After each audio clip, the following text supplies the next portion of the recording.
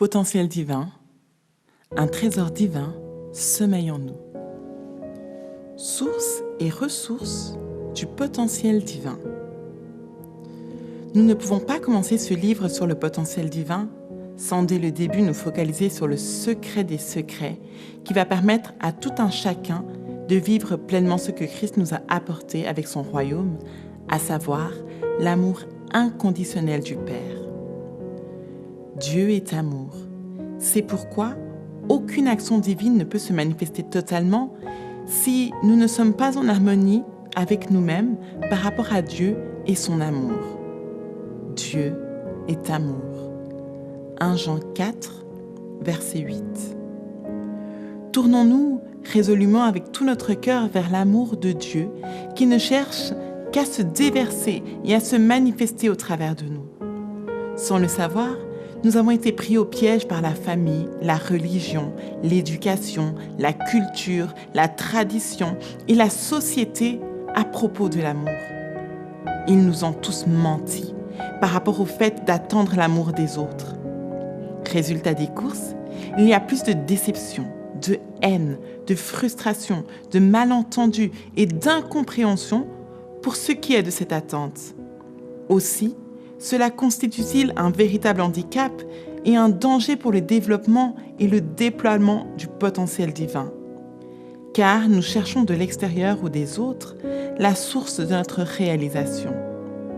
Or, cette source et ces ressources sont en nous grâce à l'amour de Dieu. Une seule chose est vraie, Dieu est amour et nous devons nous attendre à recevoir cet amour de lui, avec tout ce qu'il comporte. Notons aussi que c'est un mensonge et une utopie de croire que nous pouvons être satisfaits de l'amour des autres si nous n'avons pas pris soin en premier de recevoir l'amour de la source qui est Dieu lui-même. Ainsi, en retour, nous pouvons lui retourner cet amour et le partager avec les autres. L'ordre des choses est très clair dans les 2 plus grands commandements que Christ nous a révélés pour ce qui concerne l'amour. Jésus lui répondit « Tu aimeras le Seigneur ton Dieu de tout ton cœur, de toute ton âme et de toute ta pensée.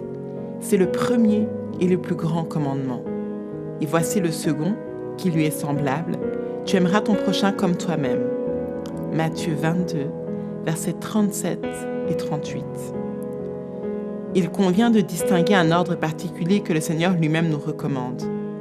Dans cet ordre, nous pouvons remarquer qu'il y a un plus grand commandement et un second qui lui est semblable. 1. Tu aimeras le Seigneur ton Dieu de tout ton cœur, de toute ton âme et de toute ta pensée. 2. Tu aimeras ton prochain comme toi-même. Cela veut dire aussi que le degré de l'amour que nous pouvons donner aux autres correspond en réalité et en vérité au degré d'amour que nous avons envers Dieu et envers nous-mêmes. C'est justement pour cette raison que dans l'intérêt supérieur du potentiel divin, il est d'une perte de temps de vouloir pratiquer l'amour autrement que ce que la parole nous enseigne. Chercher d'autres moyens pour vivre cet amour, c'est de nous attirer contraintes, déceptions, indifférence et frustration. Aucun homme, aucune femme ne peut donner un amour au-delà de la dimension d'amour qu'il ou elle vit.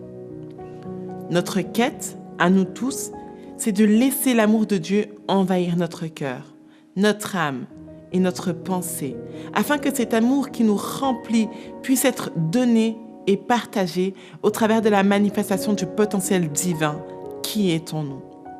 Pour atteindre cette dimension, laissons-nous conduire par le Saint-Esprit, jusqu'au point où nous pouvons dire que « Je ne crains pas ce que l'homme peut me faire. Je n'attends pas des autres qu'il m'aime, m'honore ou m'élève en premier, mais j'attends tout de Dieu. Et je compte sur lui pour vivre et manifester pleinement mon potentiel dans son amour. » Ainsi, nous pouvons aussi découvrir que nous avons atteint la source du divin, la source de la vie, la source du bien, la source du bonheur, bref, la source de l'amour de Dieu en nous pour explorer le potentiel divin. Il est dès lors important de noter que l'amour ne viendra pas toujours à nous par les personnes au travers desquelles nous pourrions l'espérer. Mais l'amour viendra à nous par Dieu, y compris au travers des hommes, quand nous acceptons d'aligner notre compréhension de l'amour selon le regard et la vérité de Dieu.